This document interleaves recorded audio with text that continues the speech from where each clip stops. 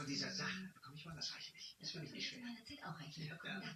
Hören Sie, Ich habe gute Sache. Sie beide wirken auf mich wie zwei nette, gutherzige Menschen, die das schönste Jahr ihres Lebens vor sich haben. Ich will ehrlich zu Ihnen sein. Sie machen mich überzeugt.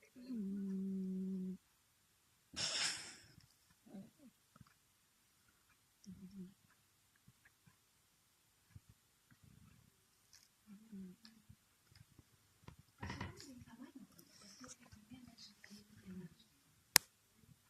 Wissen Sie, Ihre Freunde sind der Ansicht, Sie schaffen das, aber ich will ehrlich sein. Ich bin mir da nicht so sicher. Mach ich das schon?